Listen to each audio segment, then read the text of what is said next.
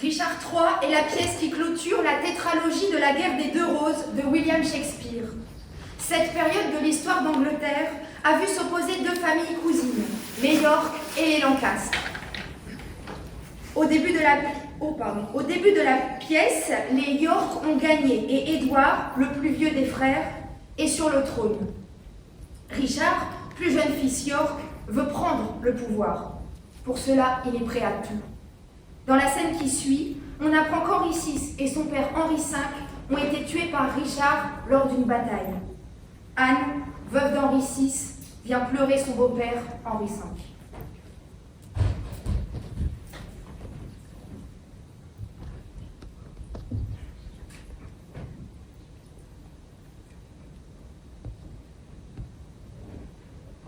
Déposez.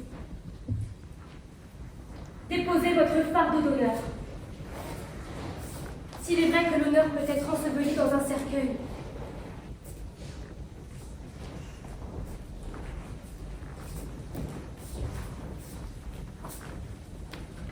cependant, quand deviens-je la morte, la chute prématurée du vertueux Lancastre.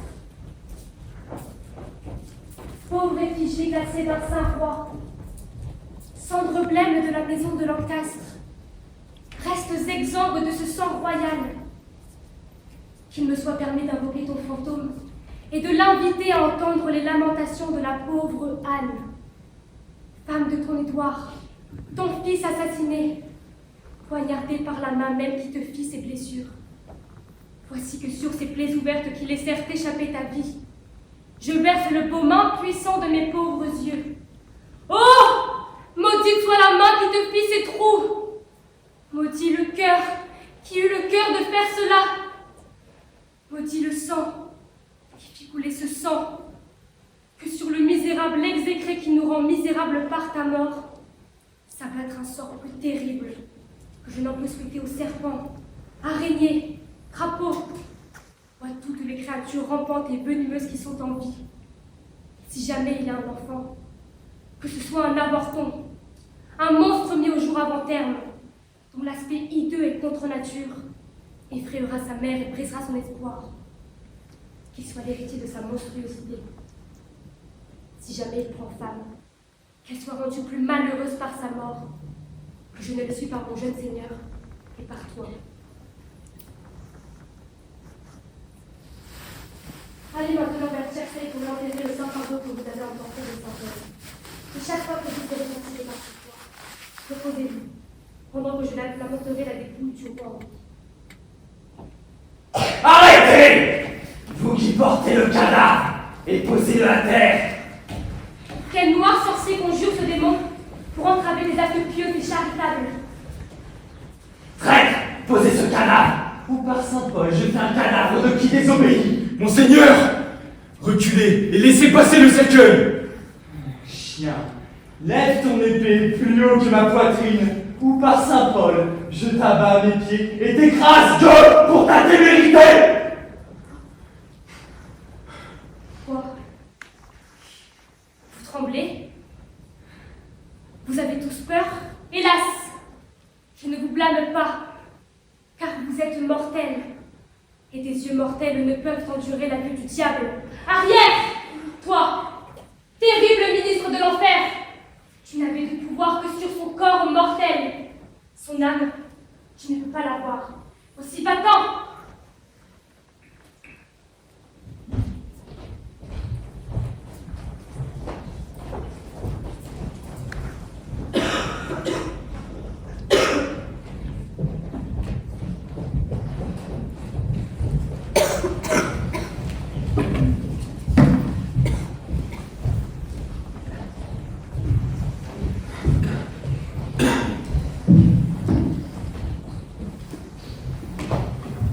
Marguerite a été dépossédée de son titre de reine après la mort de son mari Henri V. En tant que Lancastre, elle a aussi été bannie. À présent, elle revient pour maudire la cour royale d'Angleterre.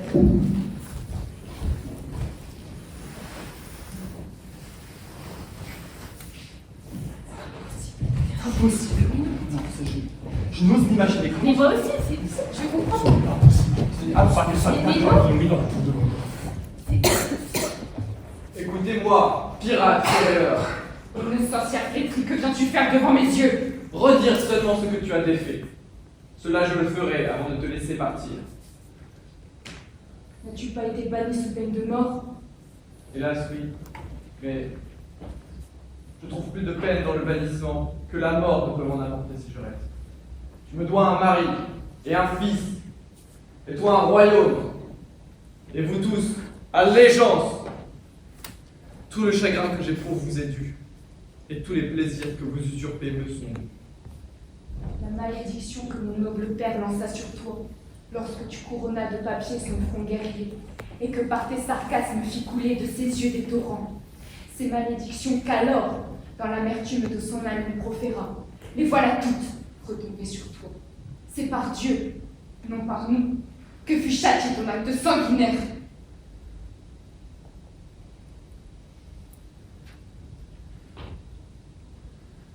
Ainsi, tu es juste. Éponge l'innocent. Égorger cet enfant fut l'acte le plus noir, le plus impitoyable qu'on ait jamais connu. Pas un homme qui n'en prophétisa le châtiment. Les tyrans même pleuraient quand il fut raconté. Northumberland alors présent pleurait de voir cela. Quoi? Vous étiez tous à vous montrer les dents avant mon arrivée, prêts à vous empoigner l'un l'autre à la gorge, et maintenant, vous tournez tous votre haine contre moi. La terrible malédiction d'York a-t-elle tant prévalu auprès du ciel que la mort d'Henri, la mort de mon gracieux Édouard, la perte de mon royaume, mon triste bannissement, oui, que tout cela rachète à peine ce stupide marmot? Les malédictions peuvent-elles percer les nuages et pénétrer le ciel? Alors, nuages inertes, livrez le passage à mes malédictions fulgurantes. Qu'à défaut de la guerre, votre roi périsse par la débauche, comme le nôtre a péri par le meurtre pour qu'il soit roi. Que ton fils Édouard, aujourd'hui prince de Galles, pour mon fils Édouard qui est prince de Galles, meurt dans sa jeunesse par la même violence prématurée.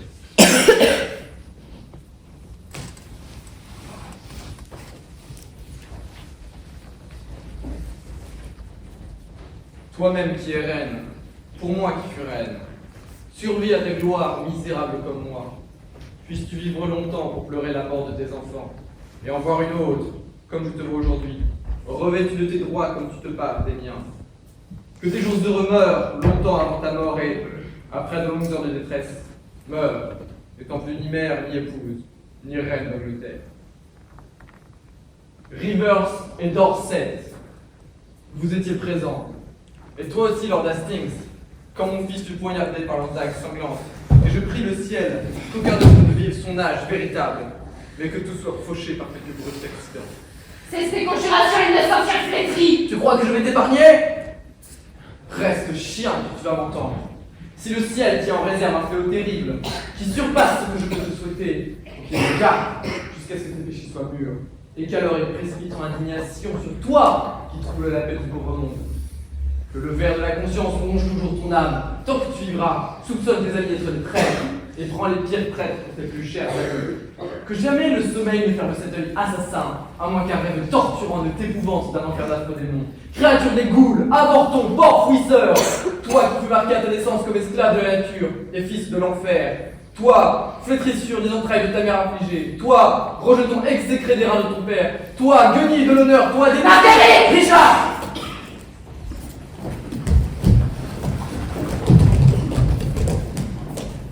Nous sommes maintenant à la fin du 3e acte. Édouard et Clarence sont morts. Le fils d'Édouard est donc l'héritier du trône. Dans cette scène, Richard feint de ne pas vouloir le titre de Lord Protecteur, ce qui lui permettrait d'accéder au pouvoir. En réalité, c'est une machination mise en place avec Buckingham pour duper les citoyens.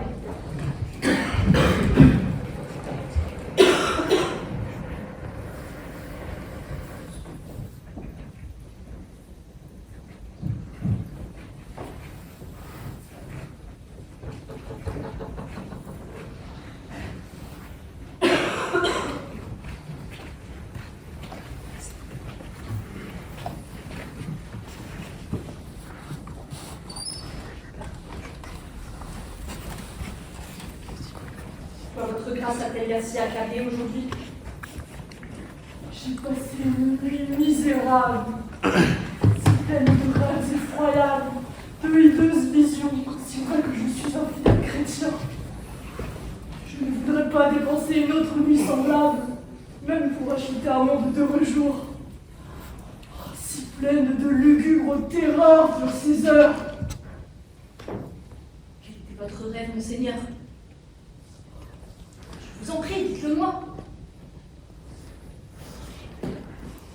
Il me semblait que je m'étais échappé de la tour et m'étais embarqué pour passer en Bourgogne.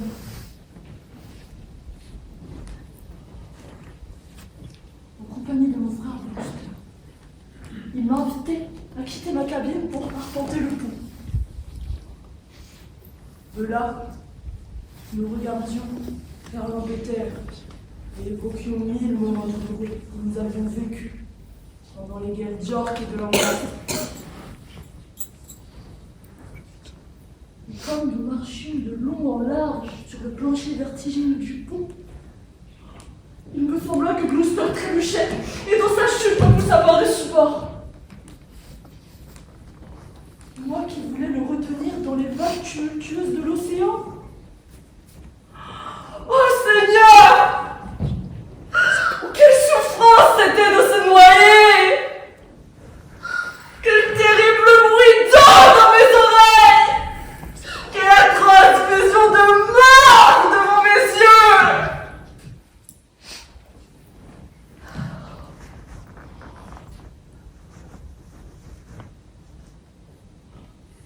Il me semblait que je voyais 1000 effrayantes épaves.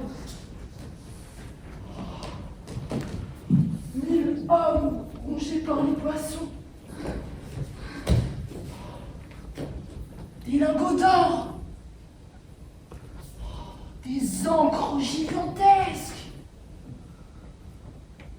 Des monceaux de perles. D'inestimables pierres. Tous ces parts au fond de l'océan. Il y en avait dans des crânes d'hommes morts.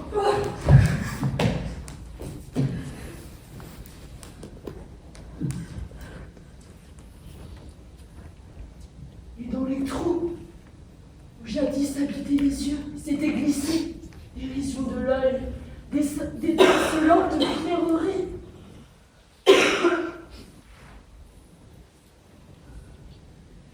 Larguait le fond visqueux de l'abîme. Et les ossements morts y partaient éperdus.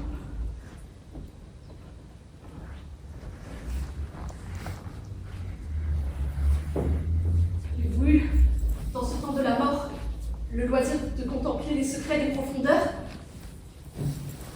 Oui. À plusieurs reprises, j'ai tenté de rendre l'âme, mais toujours, le flot envieux la refoulait et l'empêchait de s'exhaler pour aller retrouver l'air vide, immense et vagabond. Il étouffait dans ma poitrine haletante, près d'éclater pour aller la revomir dans la mer. Vous ne vous êtes pas réveillé dans cette cruelle agonie? Non! Non! Mon rêve se poursuivit au-delà de la vie. Oh, c'est alors que je franchis ce flot mélancolique en compagnie de ce sombre passeur dont parlent les poètes pour entrer au royaume de perpétuelle nuit. Là, le premier qui saluait mon âme étrangère fut mon illustre beau-père, le renommé Warwick. Et il parla à voix forte. Quel châtiment pour le parjure cette dynastie peut-elle infliger au traître Clarence? Puis il disparut. Alors s'envole une ombre errante, tel un ange aux cheveux clairs poissés de sang. Et elle criait à voix forte. Clarence est là! Le traître l'inconstant! Clarence est là! Le Clarence qui m'a poignardé sur le champ de Tewkesbury!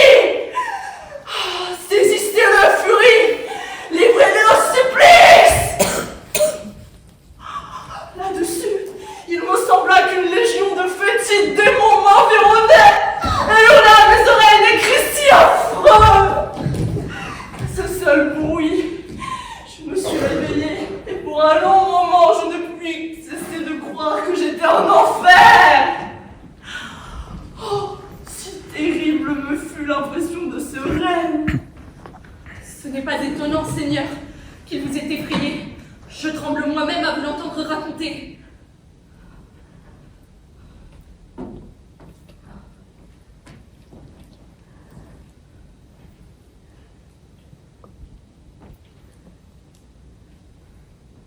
Que Dieu accorde à votre grâce un bon repos.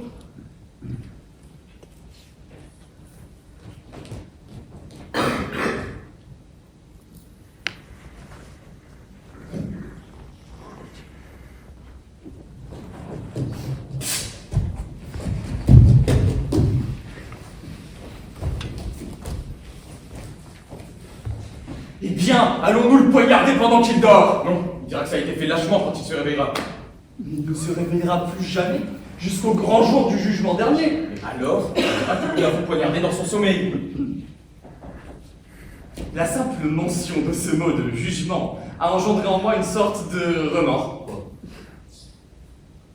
Tu as peur? Non, pas de le tuer, puisque j'ai un ordre, mais d'être damné pour l'avoir tué, ce dont aucun ordre ne peut me préserver. Je croyais que tu étais résolu. Je le suis. À le laisser vivre. Je vais aller retrouver le duc de Gloucester et lui dire ça. Non, non. Je t'en prie, arrête-moi. Arrête. D'ordinaire, ces accès de pitié ne me tiennent que le temps de compter jusqu'à 20. 1, 2, 3, 20. Comment te sens-tu maintenant? Il y a encore au moins un petit fond de conscience. Rappelle-toi notre récompense quand ce sera fait. Allez, j'avais oublié la récompense. Où est ta conscience maintenant? Oh, dans la bourse du duc de Gloucester. Et si elle te revient? Je ne veux pas avoir affaire à elle. Elle fait d'un homme un couard. Un homme ne peut jurer qu'elle ne l'arrête. Un homme ne peut voler qu'elle ne l'accuse. Un homme ne peut coucher avec la femme de son voisin qu'elle ne le dénonce. C'est un esprit honteux et rougissant qui se mutine dans le cœur de l'homme. Elle le remplit d'obstacles. Elle m'a fait une fois rendre une bourse d'or que j'avais trouvée par hasard. Elle engueuse tout homme qui la garde. Elle est chassée des villes et des cités comme une chose dangereuse. Aussi, tout homme qui veut vivre bien tâche de ne se fier qu'à lui-même et de vivre sans elle. Voilà justement mon coude qui me persuade de ne pas tuer le duc. Remets la diablesse dans ton esprit. Elle cherche à s'insinuer auprès de toi pour t'arracher les soupirs. J'ai la serpente solide, elle ne mourra pas. Tu parles comme un brave qui tient sa réputation. Allez, on se met au travail. Donne-lui un coup sur la citrouille avec le pommeau de ton épée. Et jette-le dans le tonneau de Valvoisie qui est dans la pièce voisine. Oh, excellente idée. Faisons de lui une mouillette. Doucement, il se réveille. Frappe. Non, on va raisonner avec lui. Où es-tu, jolie? Donne-moi une coupe de vin. Bon, vous aurez bien assez de vin tout à l'heure, monseigneur. Au nom du ciel, qui es-tu? Un homme, comme vous. Oh, mais pas royal comme je le suis. Ni vous loyal comme nous le sommes. Ta voix est un tonnerre, mais ton regard est humble. Ma voix maintenant est celle du roi. Pour mon regard, il est à moi. Comme tes paroles sont obscures et sinistres. Qui vous a envoyé? Dans quel but venez-vous? Pour... M'assassiner? Oui, oui. Vous avez à peine le cœur de me le dire, et donc vous n'aurez pas le cœur de le faire. En quoi, mes amis, vous ai-je offensé? Offensé et nous, non. Mais le roi. Je me réconcilierai avec lui. À jamais, monseigneur. Aussi, préparez-vous à mourir.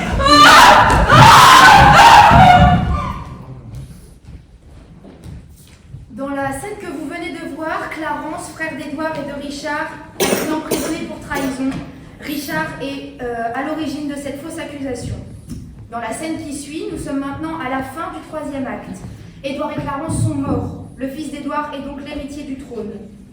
Dans cette scène, Richard feint de ne pas vouloir le titre de Lord Protecteur, ce qui lui permettrait d'accéder au pouvoir.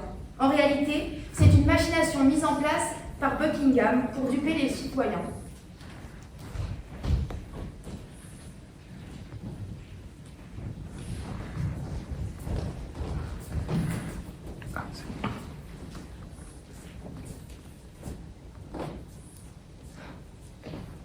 Mais Dieu merci, il n'est nul besoin de moi. Et c'est moi qui aurais grand besoin de talent pour vous secourir si l'on était besoin.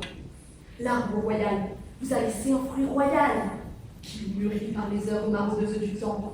sera digne du siège de majesté et nous rendra sans aucun doute heureux par son règne. C'est à lui que j'impose ce que vous voudriez m'imposer. Le droit et la fortune de son heureuse étoile, Dieu me préserve de les lui extorquer.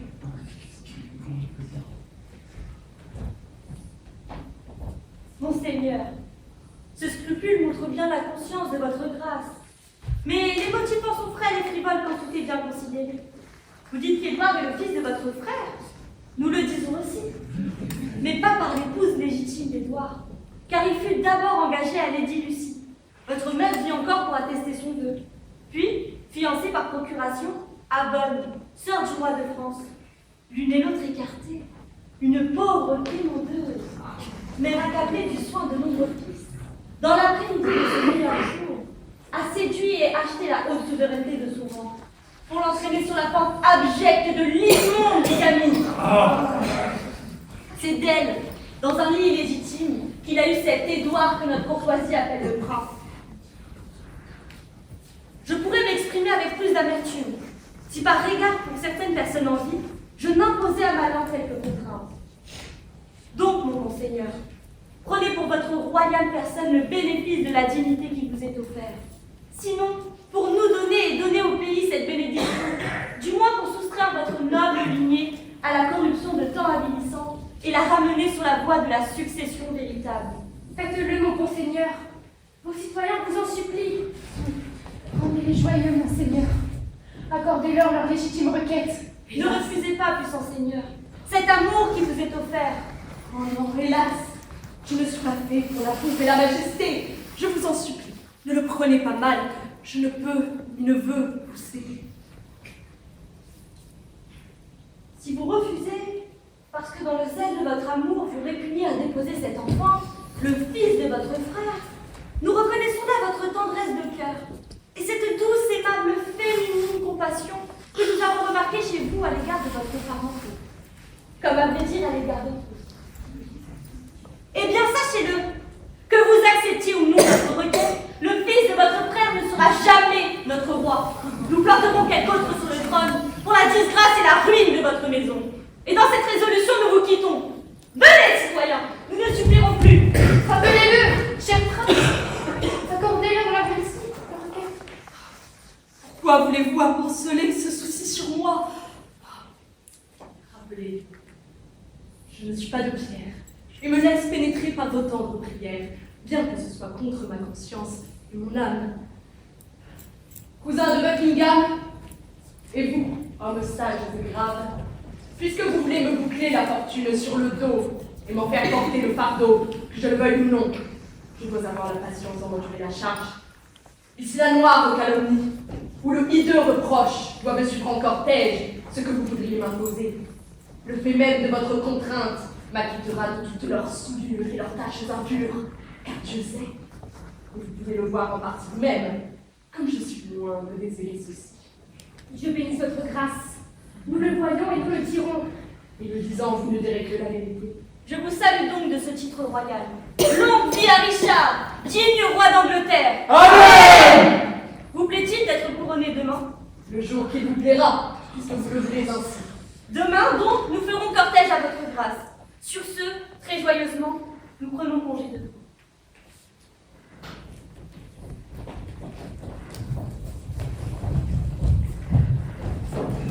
Retournons à notre saint ouvrage. Au revoir, mes amis. Au revoir, mes cousins.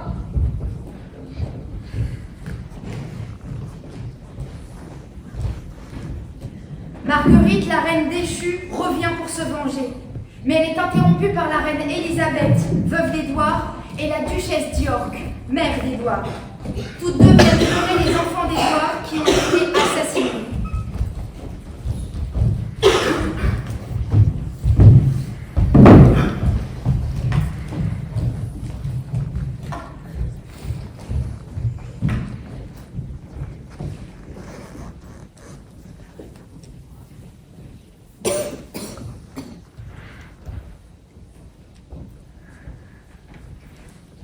Ainsi, leur prospérité commence à mûrir et s'apprête à tomber dans la bouche pourrie de la mort. Ici, dans ces parages, je me suis furtivement tapie pour écrire le déclin de mes ennemis. prologue, je pars pour la France, avec l'espoir que la suite sera aussi amère, noire et tragique. Écarte-toi, misérable Marguerite. Qui vient ici? Mes pauvres princes, mes tendres petits, fleurs en bouton, senteur à peine éclose. Si vos douces âmes volent encore dans l'air et attendent le jugement éternel, planez autour de moi de vos ailes légères et écoutez les lamentations de votre mère. Planez autour d'elle. Dites-lui que c'est justice pour justice. Si votre jeune matin fut assombri par la nuit immémoriale. Tant de misères ont éraillé ma voix, que ma langue, accablée de malheur, est immobile et muette. Édouard Plantagenet, pourquoi es-tu mort? Plantagenet à qui, Plantagenet? Édouard paie pour Édouard une tête de mort. Tu as pu, ô Dieu, te détourner de ces 12 agneaux et les jeter dans le ventre du loup. Dormais-tu quand ce forfait fut accompli? Et quand mourut le saint roi Harry et mon tendre fils?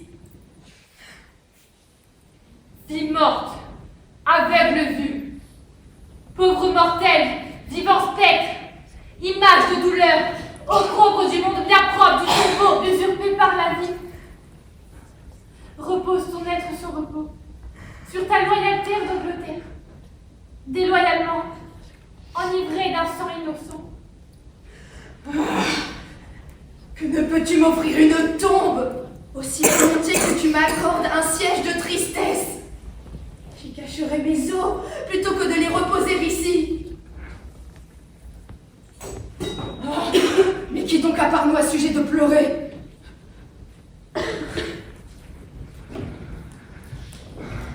Si l'ancienne douleur est la plus vénérable, accordez à la mienne le bénéfice de l'âge et laissez mes sombres chagrins s'exhaler à la place d'honneur. Si la douleur admet la compagnie, j'avais un Édouard, un Richard l'a tué. J'avais un époux, un Richard l'a tué. Tu avais un Édouard, un Richard l'a tué. Tu avais un Richard l'a tué. J'avais un Richard aussi, et c'est toi qui l'as tué. J'avais un Reclus aussi, et tu as aidé à le tuer. Tu avais un Clarence aussi, et Richard l'a tué. Du chenil de ton ventre s'est échappé un lévrier d'enfer qui nous pourchasse tous à mort. Ce chien qui, avant d'avoir des yeux, eut des crocs pour harceler les agneaux et laver leur tendre sang. Ce noir destructeur de l'œuvre de Dieu qui règne sur les yeux rougis des âmes éplorées. Ce suprême tyran de la terre, c'est ton ventre qui l'a libéré pour nous traquer jusqu'à la tombe. Oh Dieu, droit juste et équitable dans tes arrêts, comme je te remercie que ce chien carnassier fasse sa proie de ce qui est sorti du corps de sa mère, et fasse d'elle la compagne de nos douleurs.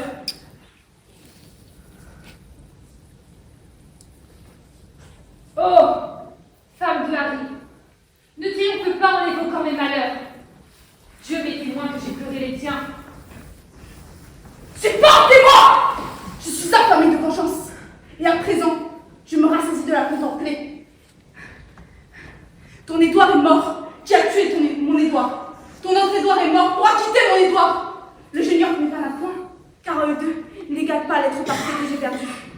Ton Clarence est mort, qui a poignardé mon Édouard. Et les spectateurs de ce drame frénétique, l'adultère Hastings, Rivers, Vaughan, Grey, furent à bon terme, étouffés dans leur tombe crépusculaire. Richard vit encore, noir agent de l'enfer. S'il reste, c'est comme son pourvoyeur, pour acheter des âmes et les expédier là-bas. Mais proche, tout proche de sa fin lamentable, non encore lamentée. La terre s'ouvre, les démons rugissent, les saints prient pour qu'il soit promptement emporté d'ici.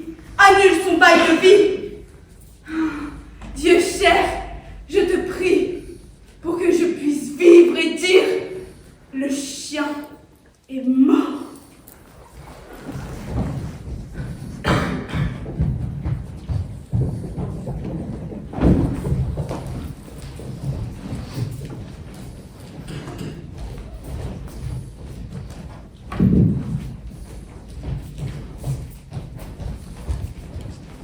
Richard a été couronné et à présent Richard III. Endormi dans sa tente, il a rêvé que ses victimes l'ont maudit. Elles lui ont annoncé sa défaite contre Richmond, l'héritier des Lancastre, qui lui a déclaré la guerre.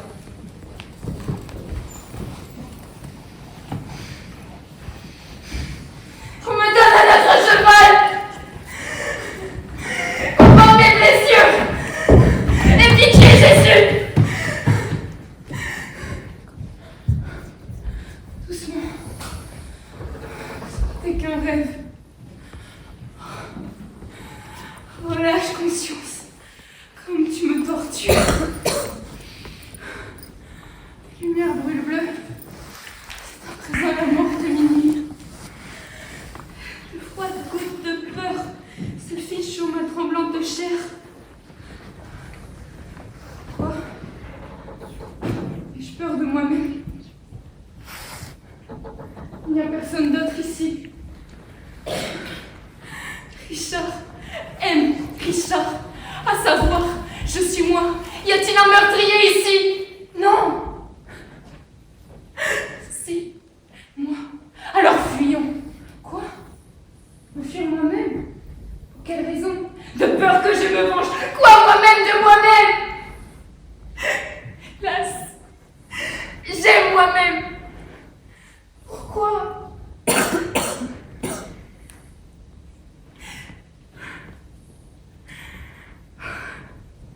Je me déteste plutôt pour les actes détestables commis par moi-même. Je suis un scélérat! Non!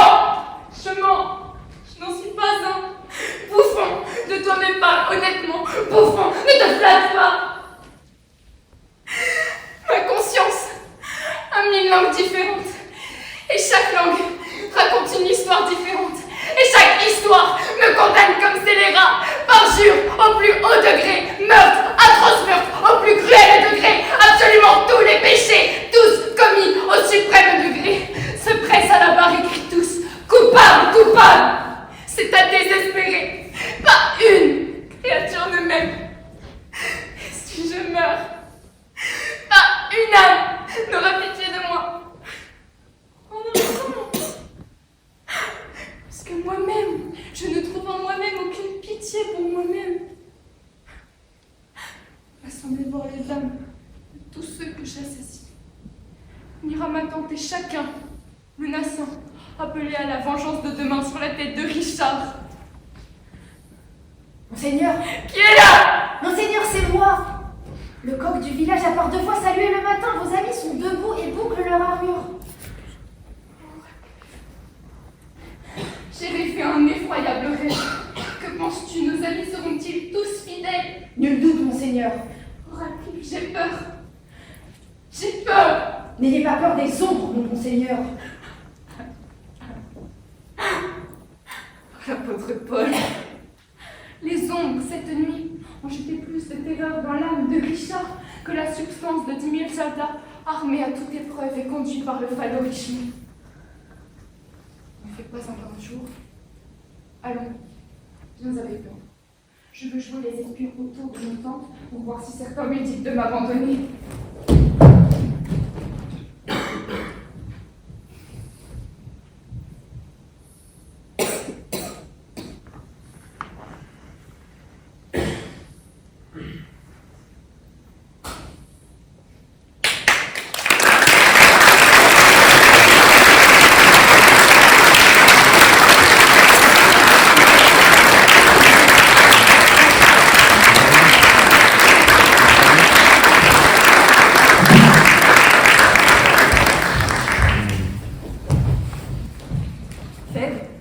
Épouse de Thésée, roi d'Athènes, est prise d'un amour furieux et interdit pour son beau-fils.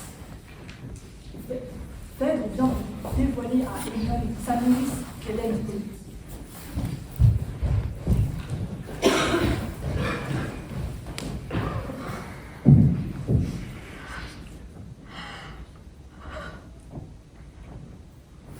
Mon mal vient de plus loin. À peine au fils d'Égée, sous les lois de l'Hymède, je m'étais engagée. Mon repos, mon bonheur semblait être affermi. Athènes superbe ennemi.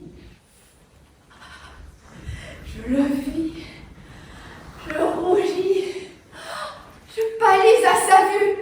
Un trouble s'éleva dans mon âme éperdue. Mes yeux ne voyaient plus, je ne pouvais parler. Je sentis tout mon corps étransir et brûler. J'ai reconnu Vénus et ses feux redoutables. Un sang qu'elle poursuit, tourments inévitables. Par des vœux assidus, je crus les détourner. Je lui bâtis un temple et pris soin de l'orner.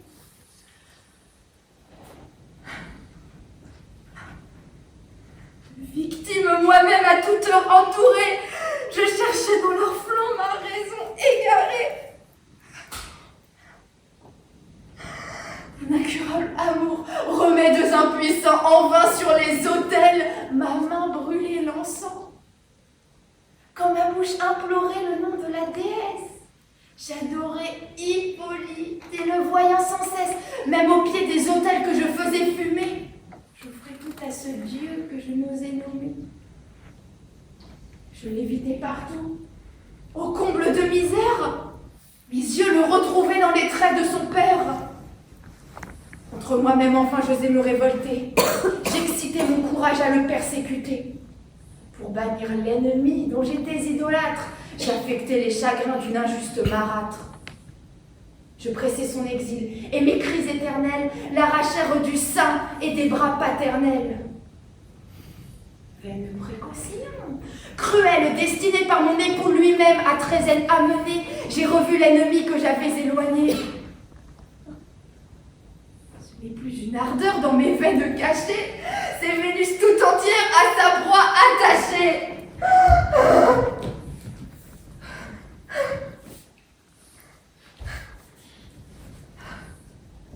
Je n'ai pu soutenir tes larmes, tes combats.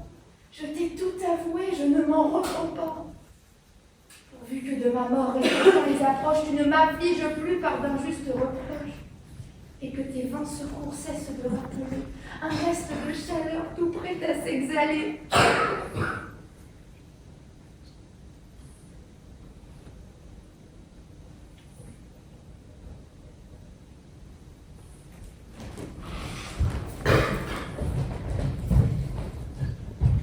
Après l'annonce trompeuse de la mort de Thésée, Phèdre avoue son amour à Hippolyte, qui la rejette. Elle apprend également de Thésée qu'Hippolyte aime Aricie.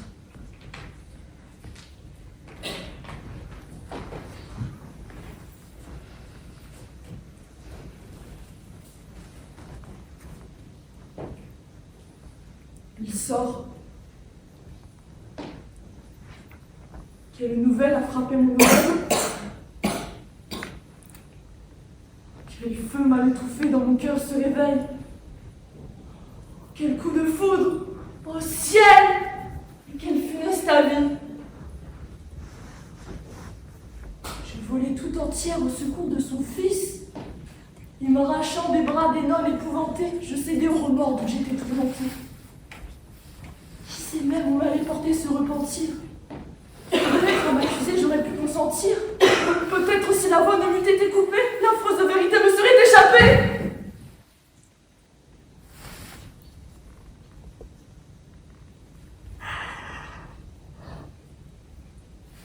Hippolyte est sensible. Il ne sent rien pour moi. Aricie a son cœur. Aricie a sa foi. Adieu! Lorsqu'à mes vœux, l'ingrat inexorable s'armait d'un œil si fier, d'un front si redoutable. Je pensais qu'à l'amour, son cœur toujours fermé fut contre tout mon sexe également armé.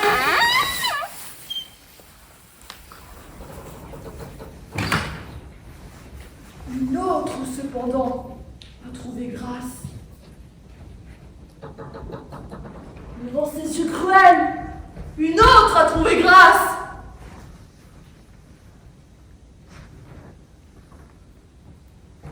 Peut-être a-t-il un cœur facile à s'attendrir. Je suis le seul objet qui ne saurait souffrir. soin de le défendre.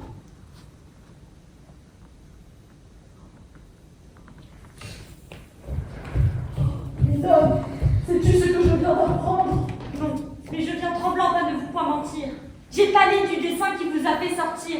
J'ai craint une fureur à vous-même fatale. Minon, qui eût cru que j'avais une rivale? Comment? Hippolyte aime, je n'en puis douter. Ce farouche ennemi qu'on ne pouvait dompter, ce tigre que jamais je n'abordais sans crainte. Soumis, apprivoisé, reconnaît un vainqueur. Aristide a trouvé le chemin de son cœur. Aristide!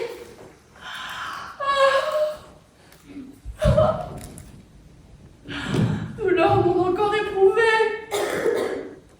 À quel nouveau tourment je me suis réservé?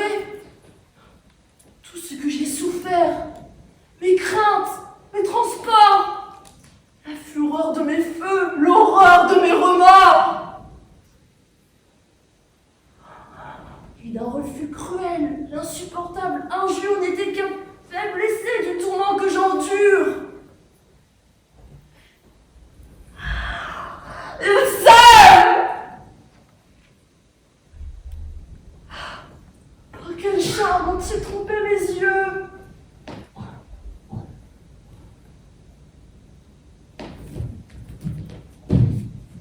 Tu le savais. Pourquoi me laissais-tu séduire? De leur furtive ardeur ne pouvais-tu m'instruire? Les a-t-on plus souvent se parler, se chercher? Dans le fond des forêts allaient-ils se cacher?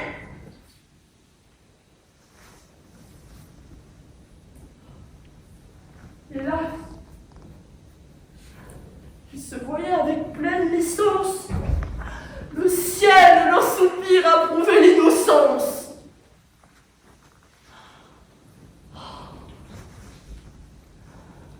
Tous les jours se levaient clairs et sereins pour eux. Et moi, triste revue de la nature entière, je me cachais au jour. Et je fuyais la lumière.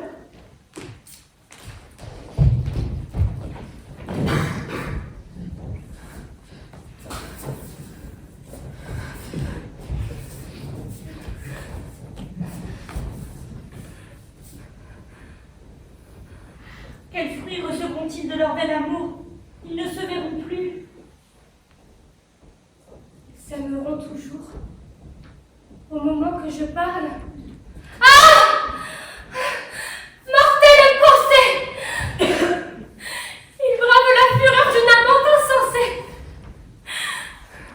Malgré ce même exil qui va les écarter, ils font mille serments de ne point se quitter. Non, je ne puis souffrir un bonheur qui m'outrage et non! Prends pitié de ma jalouse rage. Il faut perdre Aricie. Il faut de mon époux contre un sang odieux réveiller le bourreau. Qu'il ne se borne pas à des peines légères. Le crime de la sœur passe à celui des frères. Dans mes jaloux transports, je le veux implorer. Que fais-je? Ma raison se va-t-elle égarer? Moi jalouse, est aisé celui que j'implore. Mon époux est vivant, et moi je brûle encore. Pour qui? Quel est le cœur où prétend de mes vœux? Chaque mot sur mon front fait dresser mes cheveux. Mes crimes désormais ont comblé la mesure. Je respire à la fois l'inceste et l'imposture. Les homicides de mains promptes à me venger, dont le sang innocent brûle de se plonger. Misérable! Et je vis, et je soutiens la vue de ce sacré soleil dont je suis descendue. J'ai pour aïeul le Père et le Maître des dieux, le ciel, tout l'univers est plein de mes aïeux. Où me cacher? Fuyons dans la nuit infernale. Mais que dis-je? Mon père y tient l'urne fatale. Le sort, dit-on, l'a mise en ses sévères mains. Minos se juge aux enfers tous les pâles humains.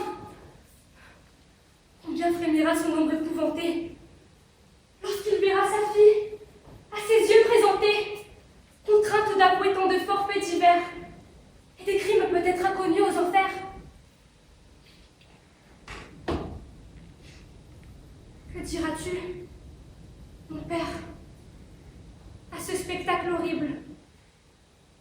Je crois voir de ta main tomber l'urne terrible. Je crois te voir, cherchant un supplice nouveau. Toi-même de ton sang devenir le bourreau. Pardonne! Un Dieu cruel a perdu ta famille. Reconnais sa vengeance aux fureurs de ta fille. Hélas! Du crime affreux dont la honte me suit. Jamais mon triste cœur n'a recueilli le fruit. Encore dans mon malheur de tromperie poursuivi, je rends dans les tourments une pénible vie. Repoussez, madame, une injuste terreur.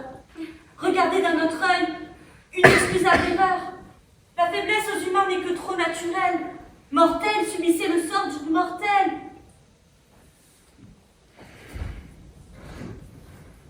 Ange, quel conseil oses-tu me donner? Ainsi donc jusqu'au bout tu veux m'empoisonner, malheureuse. Voilà comme tu m'as perdue. Au jour que j'ai fuyé, c'est toi qui m'as rendue. Tes prières m'ont fait oublier mon devoir. J'ai vidé Hippolyte, et tu me l'as fait voir. Pourquoi ta bouche impie a-t-elle osé en l'accusant noircir sa vie? Il en mourra peut-être. Et d'un père insensé, le sacrilège peut-être et exaucé. Je ne t'écoute plus. Va-t'en, monstre exécrable. Va, laisse-moi le soin de mon sort déplorable.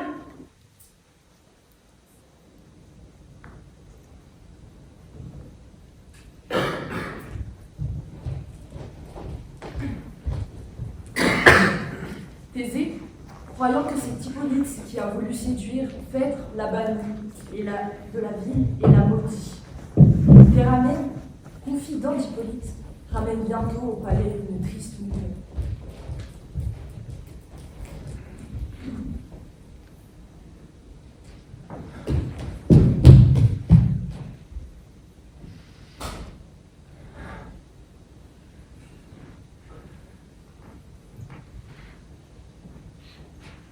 À peine nous sortions des portes de Trézène, il était sur son char.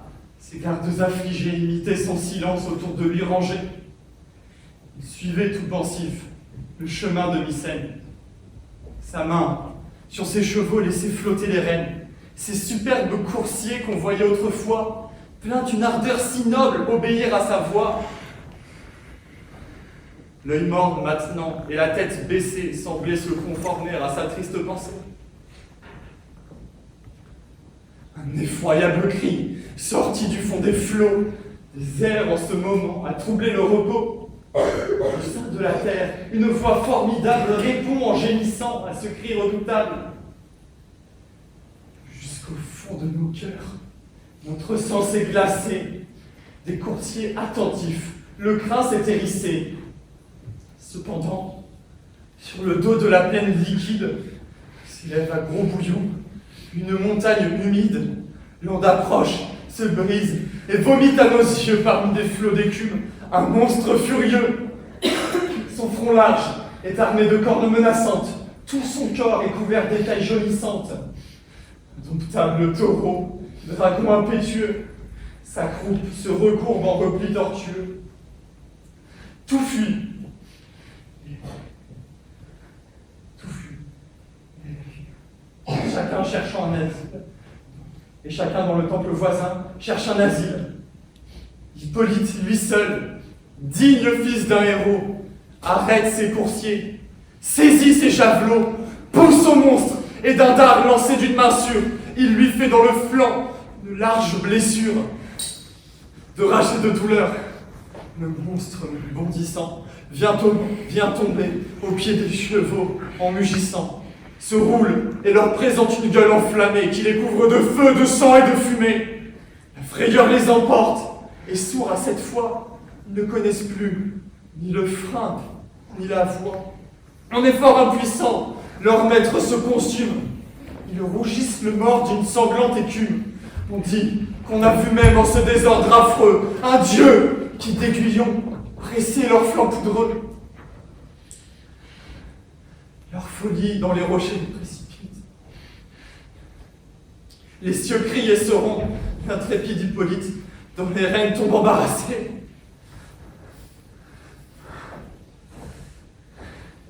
Excusez ma douleur, Seigneur. Cette image sera pour moi de pleurs, une source éternelle.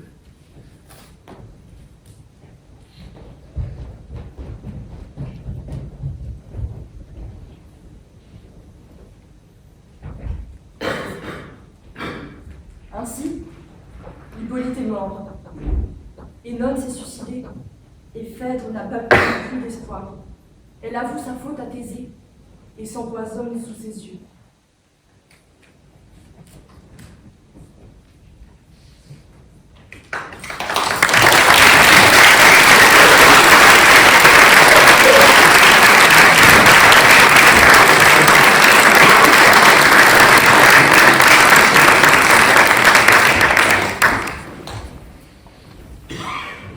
Dans le mariage de Figaro, valet du comte, va épouser aujourd'hui Suzanne, la camériste de la comtesse.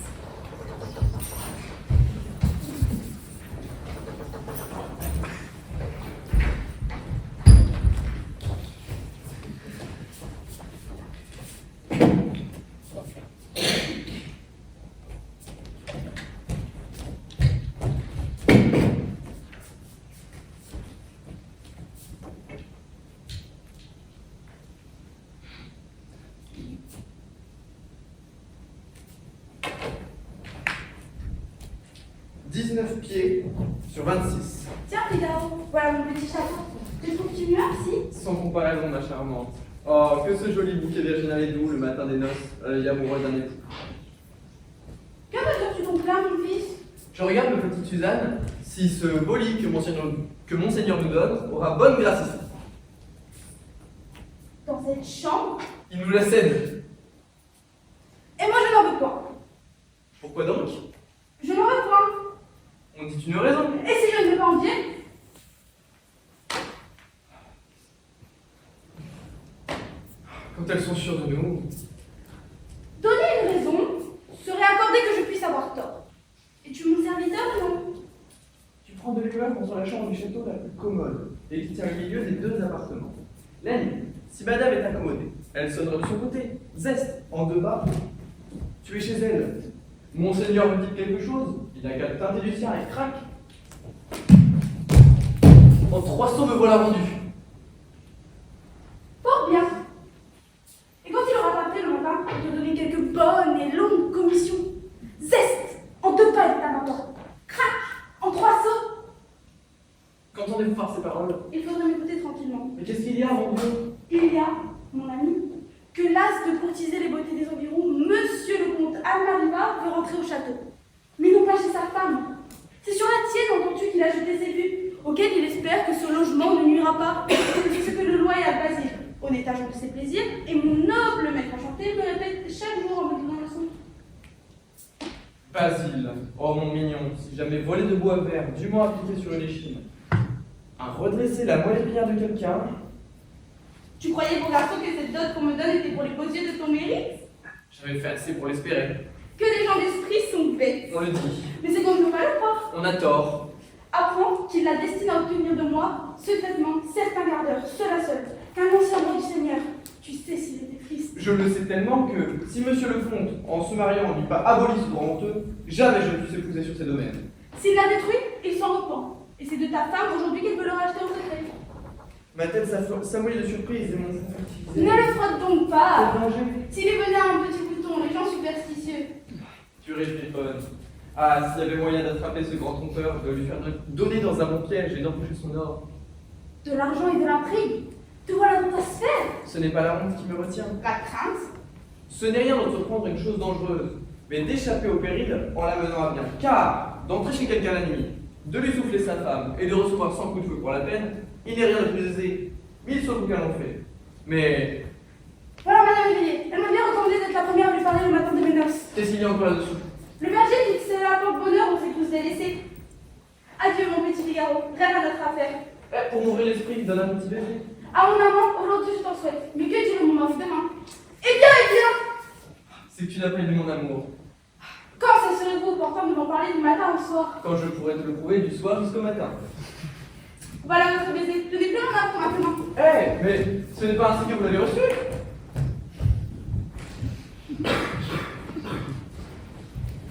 Des complications apparaissent. Chérubin, le jeune comte du château, court après toutes les femmes. Et la vieille Marceline aime Figaro, qui lui doit de l'argent et lui a promis, il y a longtemps, qu'il la rembourserait ou qu'il l'épouserait. Or, Figaro n'a pas d'argent.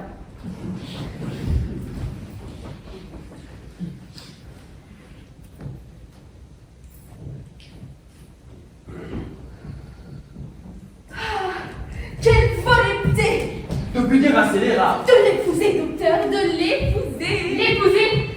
L'épouser? Qui donc? Mon Figaro? Pourquoi donc? Vous l'épousez bien? Pas le bon argument de femme en colère. Nous parlions, belle Susan, du plaisir qu'il aura de vous posséder. Sans compter, monseigneur, dont on ne parle pas. Votre servante, madame. Il y a toujours quelque chose d'amer dans vos propos. Bien ma vôtre, madame. Mais donc, la maîtrise, n'est-il pas juste qu'un libéral seigneur partage un peu la joie qu'il procure à ses gens? Heureusement, la jalousie de madame est aussi connue que ses droits sur Figaro sont légers. On eût pu les rendre plus forts en les suivant par la façon de madame. C'est façon madame. Et sa vie d'âme savante. Et l'enfant ne l'est pas du tout, innocente comme un préjuge. Adieu, jolie fiancée de notre Figaro. L'accord secrète de monseigneur. Qui vous estime beaucoup, madame. Me fera-t-elle aussi la joie de me chérir un peu? Madame! À cet égard, madame n'a rien à désirer. C'est une si jolie personne que madame! C'est que je Elisabeth. Oh duel! Oh duel! Marceline! Allons, docteur, car je n'y tiendrai pas. Bonjour, madame!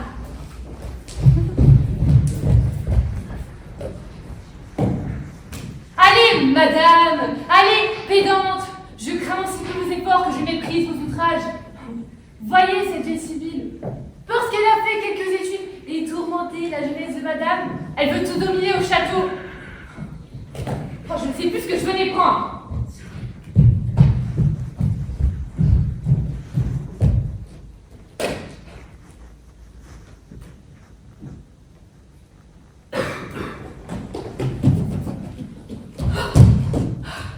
Ah, Susan! Depuis 2 heures, j'ai pris le moment de te trouver seule. Hélas, tu te maries. Moi, je vais partir. Comment mon mariage éloigne-t-il du château le premier page de monseigneur? Suzanne!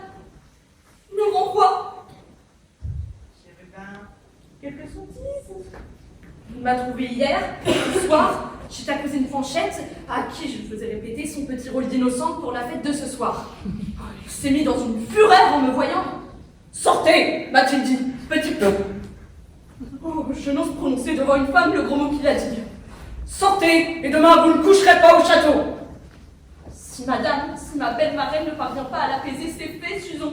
Je suis à jamais privée du bonheur de te voir. De me voir. Moi, c'est mon tour. Ce n'est donc plus pour ma maîtresse que vous soupirez en secret. Ah, Susan, qu'elle est noble et belle, mais qu'elle est imposante. C'est-à-dire que je ne le suis pas et qu'on peut oser avec moi? Tu sais très bien, méchante, que je n'ose pas oser.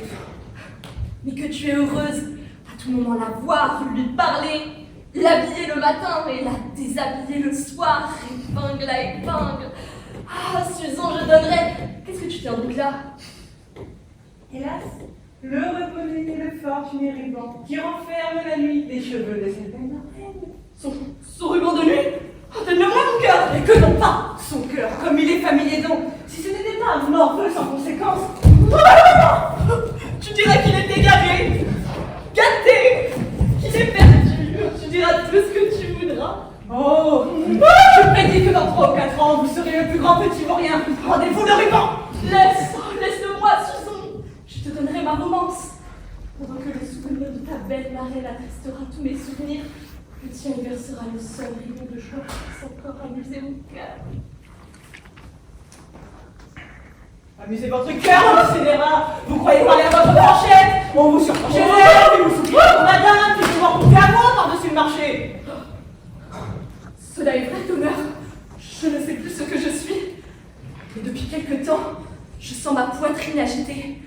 Mon cœur palpite au seul aspect d'une femme. Les mots amour et volupté le font tressaillir et le troublent.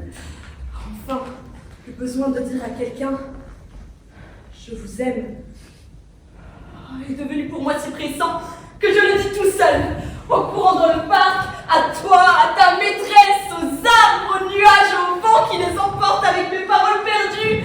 Oh, hier j'ai rencontré Marceline. Pourquoi non? Elle est femme, elle est fille. Oh, une fille, une femme, que ces mots sont doux, qui sont intéressants. Il devient fou. Quand j'étais douce, elle m'écoute au moins. Tu ne l'es pas, toi. C'est bien dommage. Écoutez donc, monsieur. Ah wesh, on ne l'aura voitu qu'avec ma vie. Mais si tu n'es pas contente du prix, j'y joindrai 1000 baisers. 1000 soufflets, si vous approchez, je vais m'en plaindre à la maîtresse. Et loin de supplier pour vous, je dirai moi-même à monseigneur. C'est bien fait, monseigneur. Chassez-nous ce petit voleur. Renvoyez à ses parents ce petit mauvais sujet qui se donne les airs d'aimer madame et qui veut toujours m'embrasser par contre-coup.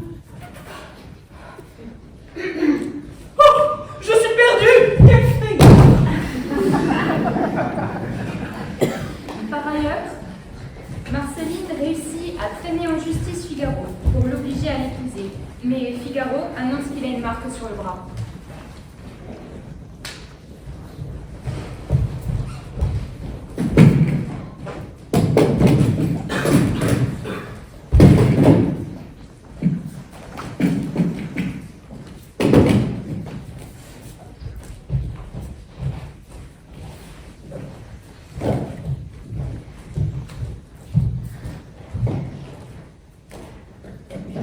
Une spatule sur ton bras droit. Comment savez-vous que je l'ai? Dieu, c'est lui. Oui, c'est moi. Et qui, lui? C'est Emmanuel. Tu t'es enlevé à ta naissance par des bohémiens, Tout près d'un château. Oh, bon docteur, si vous me renvoyez à ma noble famille, mettez-y un prix. Des morceaux d'or n'arrêteront pas mes illustres parents. voilà ta mère, Maurice, ta propre mère. sa mère? Expliquez-vous! Voilà ton père. Aide-moi! Est-ce que la nature ne te l'a pas dit 1000 fois? Sa mère? C'est clair, il ne l'épousera pas. Ni moi non plus d'ailleurs. Ni vous. Et votre fils, vous m'aviez juré. J'étais fou. Si pareil souvenir engageait, on serait tenu d'épouser tout le monde. Et si l'on y regardait de si près, personne n'épouserait personne.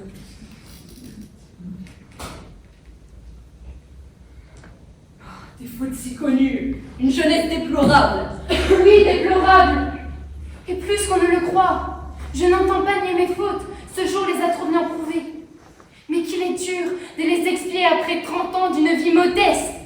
J'étais née, moi, pour être sage, et je le suis devenue si tôt qu'on m'a permis d'user de ma raison. Mais dans l'âge des illusions, de l'inexpérience et des besoins, où les séducteurs nous assiègent pendant que la misère nous poignarde, que peut opposer une enfant à tant d'ennemis rassemblés? Tel nous juge ici sévèrement qui peut-être prend sa vie avec justice infortunée. Les plus coupables, ce sont les plus généreux, c'est la règle. Homme plus qu'ingrat, qui flétrissez par le mépris les jouets de vos passions, vos victimes, c'est vous qu'il faut punir des erreurs de notre jeunesse, vous et vos magistrats si forts du droit de nous juger et qui nous laissent, enlevés par leur coupable négligence, toute honnête moyen de subsister. Est-il un seul état pour les malheureuses filles? Elles avaient un droit naturel à toute la parure des femmes, on y laisse former 1000 ouvriers de notre sexe. Ils font broder jusqu'aux soldats. Dans les rangs les plus élevés, les femmes n'obtiennent de vous qu'une considération dérisoire, le respect apparent dans une servitude réelle, traitée en mineur pour nos biens, punie en majeur pour nos fautes. Ah, sous tous les aspects, votre conduite avec nous fait horreur ou pitié. Elle a raison. Elle a, mon Dieu, raison. Trop raison. Mais que nous font, mon fils, les refus d'un homme injuste? Ne regarde pas d'où tu viens, vois où tu vas. Cela seul importe à chacun. Dans quelques mois, ta fiancée ne dépendra plus que d'elle-même. Elle t'acceptera, j'en réponds. Vis entre une épouse, une mère tendre qui te chériront, à qui n'est nul. Sois indulgent pour elle. Heureux pour toi, mon fils. Gai, libre et bon pour tout le monde. Il ne manquera rien à ta mère.